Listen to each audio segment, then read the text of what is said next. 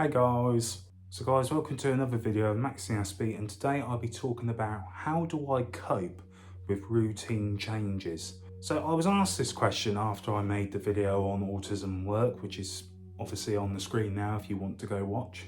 Shameless plugging. However, it was a question that I was asked after I made this video, because even though I listed a load of the things that may impact an autistic person when they go into work, I didn't really say how I cope with them. So the things that I use to cope with many things when I start my work, whether it's routine changes or grey areas or socialising with people, knowing the unwritten rules, following instructions, dealing with sensory issues, I sort of use the same path of any of those issues. The first thing I do is I talk to my manager. My manager is very caring, he's very understanding, he's very sensitive to the fact of the issues that I raise, but also we can have a real one-to-one chat where he is just honest with me and truthful.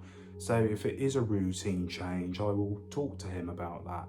If it is dealing with something that's going on, I will talk about that.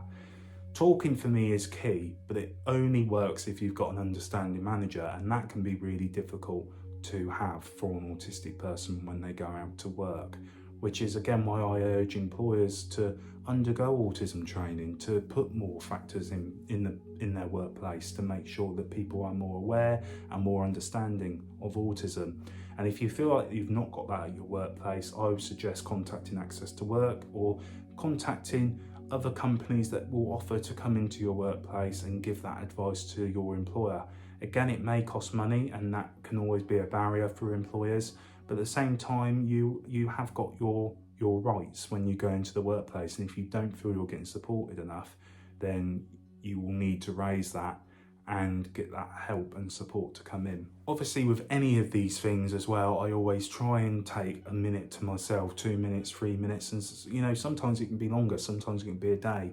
I've learned the saying to sleep on it, and it's quite hard to sleep on it sometimes, but for me that's really been helpful. If something bothers me or something's affected me, I will tend to sleep on it, because it may just be a split-second reaction which I will regret and which it didn't need, and other people will think that's just me being over the top, even though to me it's like the worst thing at the worst time that could have happened, and that's how I react to things. For some people it's just a small little change they've made and it doesn't really affect them, and it doesn't really affect me, and I shouldn't really be getting upset about it. But to sleep on it is really key for me. Go home, just unwind and just think about it and sleep on it, and you will feel better about it in the morning. But it does take that bit of time sometimes to process and get through what you're thinking and your emotion, and talking about it can help as well. As I say, I've got a manager that's very understanding, and I can just say things and talk through the motions, which will really help. The other thing is, when you go home, do something you enjoy. Do something that's going to take your mind off what's happened at work, or what's disrupted that routine that day. Just go home, take it in, just readjust, and just do something that you want to do.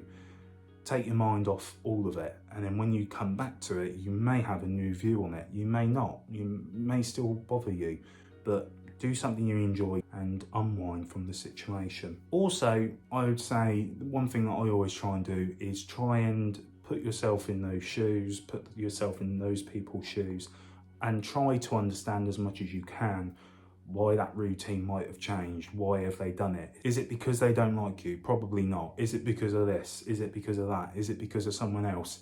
All these fundamental things. It could be that they've had to change a routine because someone else is autistic in the workplace and they don't like doing it at that time, and you have to do it at this time.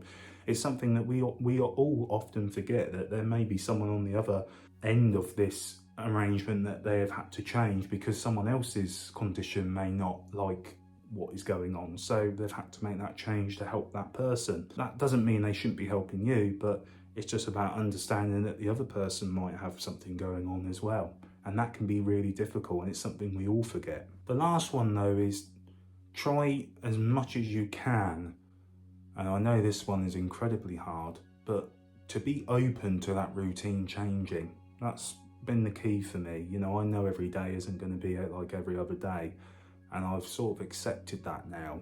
I know that I will go into work and there'll be 10 things that change that day.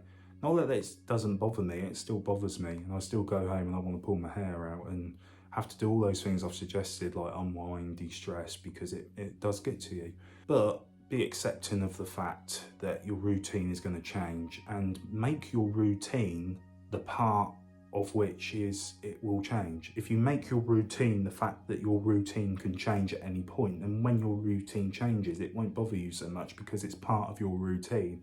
It's a bit of a sort of tricking your brain to make that part of your routine that there is no routine and it could go out the window. It's incredibly hard to do, but I think that's the point that I've got to. But also, if you can't do that, it is about being at a workplace. It is understanding that it's supportive, and if you find that your workplace isn't and they're never going to get there, I always say to people, find a workplace which is going to help and support you, because you can be the perfect fit for a company, but they've also got to be the perfect fit for you. And if they're not, and they're not willing to budge or change things, then I'd say they don't clearly care about you as much as they should, and you're probably better going somewhere else that will support you and care about you in the same way that you care and support them. And again, the onus I never want to put back on the autistic person, but I'm making this video because an autistic person did ask me, okay, so how do you cope? How do you sort of think? And I wanted to make this video really for them and other people that might be asking that question. But the onus, I feel, should always be on the employer. They've hired you, they're aware of your conditions. Even if they're not aware of your conditions and they come across them later down the line, they should still have a commitment as an employer to respect your rights, to enforce things that are going to help you in the workplace, and make sure that you get the right support and understanding and awareness that you need.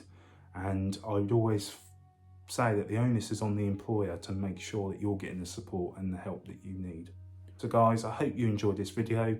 Put some comments down below about some of your experiences, and guys, thank you for watching as always. Take care and goodbye for now.